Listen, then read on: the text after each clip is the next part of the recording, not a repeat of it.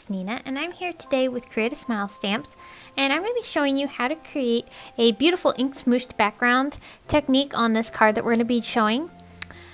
For here I've got the Make-A-Wish stamp set. This is from Create a Smile, and I love all of the sentiments that it goes with this stamp set. And we're going to be stamping this onto some watercolor paper using our Versamark ink. I've got this mounted onto my Misty tool, and I'm just prepping the surface of my paper with the powder tool. This will help keep down any static and will help with our stamping.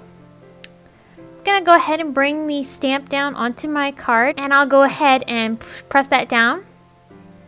I've got some gold tinsel embossing powder here, and I'm going to be sprinkling this onto my paper.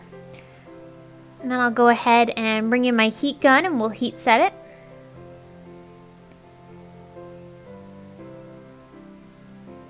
Next, we're going to build the rest of our sentiment, and the sentiment is going to read, "We wish you a Merry Christmas." And I'm going to be stamping this in Versamark ink once again, and we're going to go ahead, and I've already lined them up where they're going to be on my card. I put the "we" above the "wish," and then the rest of the sentiment is going to go underneath the word "wish." And I'll just go ahead and press that down. And then we'll go ahead and heat emboss this as well with some white embossing powder, and this is from Ranger. And I liked how these two colors paired together with the background that we're creating. And the colors worked really, really nice together, and I really liked how it worked out. So here we're going to do our ink smushing. I've got Spun Sugar as our first color here. This is going to be reds, so we're going to do some light pinks underneath the red just to help give a variation in color. I'm misting the ink with my mister bottle, and I've got it mixed with some Perfect Pearls, and this just helps give a nice shimmer to our card. So I'm smushing this on down to my paper here. I'm using acetate. You could use any clear packaging or plastic that you have on hand. And I'm just going ahead and smushing that onto my paper here. I'm going to dry it with my heat gun, and then we'll go ahead and start the next layer of color. I'm bringing in now some fired brick, and I'm going to be pressing that again onto my acetate. I'll spritz it with my water, but this time I'm going to take my baby wipe here, and I'm going to dab up some of the color and kind of spread it around a little bit. And this will help keep it from being too concentrated and give a little bit more variation and texture to our ink smushing. So here I'm just dabbing it across the different portions of my background here. Just kind of wherever I end up feeling like I need more color, I'll just dab it on. And next, we're going to heat set this again. And once we do, I'm going to go ahead and show you how I'm going to kind of spread this out a little bit and give it a little bit more of a watercolory look. So here I'm taking a wet paintbrush. I have no ink on this. This is just plain water. And I'm taking that ink and that's already been applied down onto my paper, and I'm basically blending it out with my water and letting it kind of travel along different portions of the card and kind of give it a more controlled look. And this is going to let me place color where I want it and kind of soften some of those harsh edges. I want to keep some of those harsh edges, but I don't want them as harsh as they were. It was kind of a little too distracting. So here I'm taking the water and I'm just blending this out and helping it look a little bit more soft and subtle. This is a really fun thing to do with your inking, and you can really get some really cool looks and textures doing this. So I'm just going to keep applying water onto the background here. And as you can see, it also helped let the sentiment stand off the card a little bit more. And I really liked how softening that ink smushing really blended all those colors together and gave some other variations of pinks and reds as well. So I'm going to do some more ink smushing again. I'm taking that red once more. This is fired brick again. And I'm just going to dab a bit more darker color onto my background. Again, just kind of placing it in various places and just randomly adding the splatters.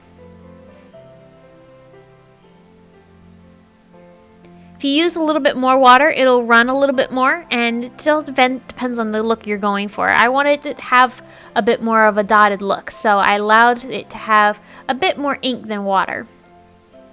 So here I'm coming back in with my brush and I'm blending out the areas that I didn't want as harsh and just kind of softening those areas. And I really love how the colors just blend so easily together with these distress inks and how well they react with the water. It's always a fun thing to watch, even though you've used them for so long and so much. It's always still fun to see the variation in colors and all the fun you can have with the distress inks. So I'll go ahead and dry that once more.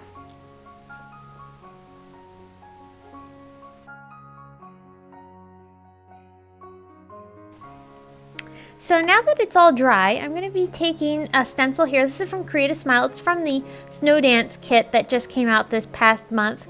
And I'm going to be taking some Wendy Vecchi embossing paste here. This is the white. And I'm going to be applying this over top of my distress ink background on both the top left and the bottom right corners. I didn't show all of the texture paste applying down onto it because my head got in the way towards the end. But here you can see I just lightly applied a soft coating over top, and it blended, because it's a little bit of a wet paste, it blended with the distress ink and kind of dried a little bit more translucent. So it really adds a bit of just subtle texture to your background and not very distracting. So here I'm taking some sparkling clear sequins from Pretty Pink Posh and I'm just attaching them down onto my background here. I use the sparkling clear mix, so it goes with everything between 4mm and 10mm in that sequin pack. So I'm just using some glossy accents to apply that down. So once that dried, I'm taking some American Crafts gold glitter paper. I just love the glitter and shine of this paper. It's absolutely gorgeous. And here I've got a vellum card base that I just cut from some Basil 40-pound vellum. And then I also have some cardstock. This is just white cardstock that I cut from Simon Says Stamp Stitch rectangle dies. And we're going to be using those to help reinforce our card later on. Now first I'm taking my craft foam and applying it to the back side of my panel. And then I'll go ahead and attach that to my glitter paper. And I use some score tape on the vellum card. And I'm going to be attaching the entire piece right on top. And the score tape is a really strong adhesive and helps hold down thicker papers and such like this cardstock. So on the inside, I'm going to be putting one of those white cardstock panels. This not only helps reinforce our card, but it's also going to give us a place to write our message later on because, of course, vellum is a hard surface to write on. So having that white cardstock inside is going to be really helpful. And then for the back side, I'm going to help reinforce it by adding just a panel on the back side. And this will help it stand up easily without it falling over because vellum is a thinner paper, so it's not going to be as strong. So there we go. And that is how we do it. So I hope you've enjoyed. Be sure to stop over at the Create a Smile blog where you can get more information on this card as well as the products used. And thanks again so much for stopping by. Be sure to give this video a thumbs up and we'll see you again soon.